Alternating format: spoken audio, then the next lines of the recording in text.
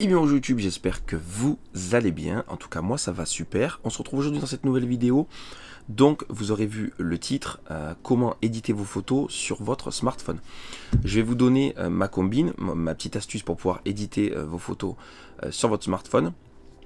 Et je vous donnerai un petit bonus aussi en fin de vidéo concernant le fait de pouvoir shooter vos photos en RAW. Donc en RAW, c'est-à-dire un fichier brut de capteur, un peu au même principe que les fichiers qui sortent d'un appareil photo comme celui que j'utilise par exemple. Même sans aller aussi loin, ça ne sera pas la même qualité de fichier, mais vous pourrez encore mieux éditer vos photos avec l'astuce que je vais vous partager dans cette vidéo. Donc n'hésitez pas à rester jusqu'à la fin bien sûr pour avoir toutes les infos et la petite info bonus à la fin. Donc je vais prendre mon smartphone, je vous glisserai en même temps la capture d'écran de ce que je suis en train de faire. Donc vous l'aurez compris déjà, c'est une application qu'on va utiliser forcément, et on va utiliser Lightroom mobile. Alors, je sais qu'il y a certaines applis en version mobile qui sont pas forcément terribles, mais là pour le coup, les 3/4 de mes retouches photos ou édition de photos, je les fais avec le smartphone. J'en fais une grosse partie avec l'ordi aussi bien sûr, mais avec le smartphone, déjà d'une, même votre smartphone peut encaisser les fichiers RAW sortis d'un boîtier assez performant, donc ça déjà il n'y a pas de souci. En tout cas avec l'iPhone 10 ça passe nickel, et je trouve que c'est plus intuitif même que l'ordi encore, parce qu'on fait avec du tactile, c'est assez rapide. Et je trouve ça très intuitif et très simple de pouvoir utiliser Lightroom mobile.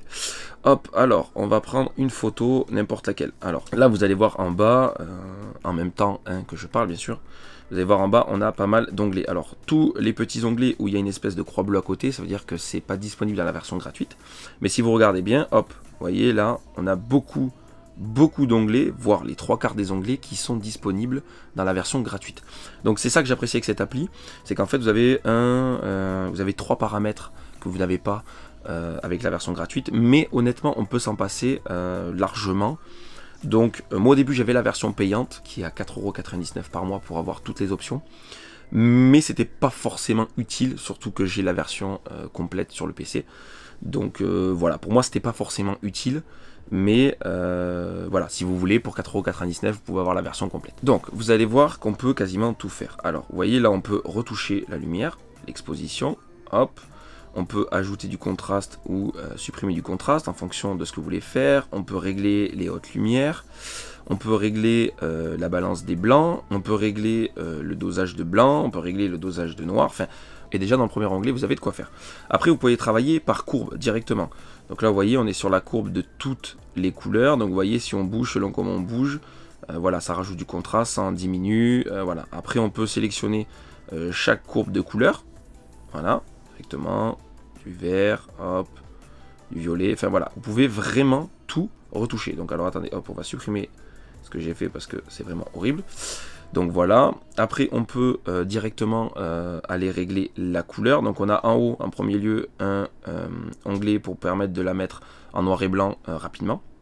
Vous avez ici le petit mélange de couleurs, donc ça vous permettra d'aller sélectionner chaque couleur pour pouvoir soit modifier un peu la teinte, rajouter de la saturation ou en enlever, rajouter de la luminance ou en enlever, enfin bref, pareil quoi. Après vous pouvez régler directement les températures. Alors donc la température, c'est plutôt que d'aller régler couleur par couleur entre guillemets, vous allez directement, vous voyez, hop, régler plus vers les couleurs chaudes et les couleurs froides. Et en haut il vous affiche la température de couleur. C'est un élément supplémentaire pour savoir si vous allez dans les couleurs chaudes, dans les couleurs froides.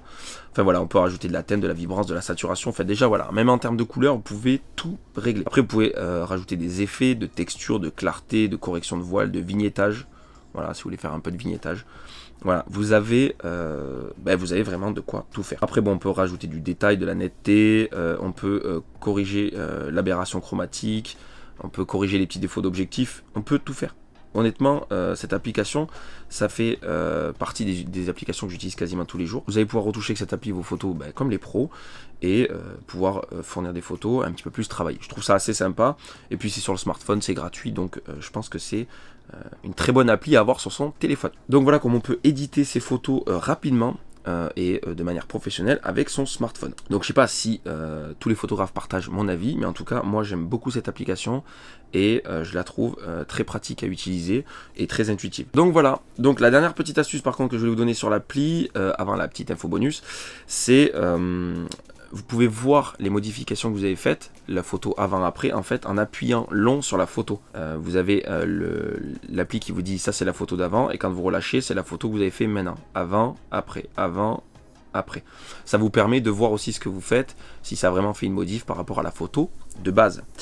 Donc voilà, alors petite info bonus pour cette vidéo. Alors, si vous voulez, la photo que va prendre votre téléphone de base, c'est du JPEG. Donc c'est un format d'image qui est déjà compressé et qui est pas forcément éditable dans sa totalité. C'est-à-dire que vous allez pouvoir faire un peu d'édition, mais souvent, selon les effets que vous allez rajouter, ça peut vite devenir dégueulasse parce que le fichier que sort votre capteur photo, ben, il est déjà compressé, donc refaire des modifs sur un fichier compressé, c'est assez compliqué. Par contre, vous avez une petite astuce.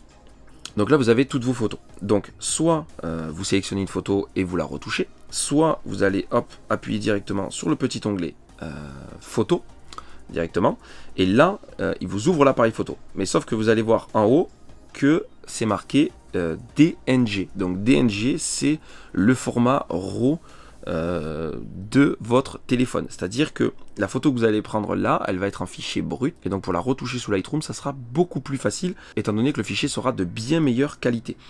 Et petite combine en plus, c'est que sur les iPhones, étant donné qu'on ne peut pas faire de réglage assez poussé dans l'application photo de base, en tout cas pas sur l'iPhone 10, là, vous allez le voir en bas, régler l'exposition, régler la balance des blancs, faire de l'autofocus, enfin voilà. Vous avez quelques réglages supplémentaires qui va un petit peu débrider votre iPhone et vous permettre de faire des photos un peu plus qualitatives. Donc voilà les amis, j'espère que cette petite astuce pour pouvoir éditer vos photos sur smartphone vous a plu.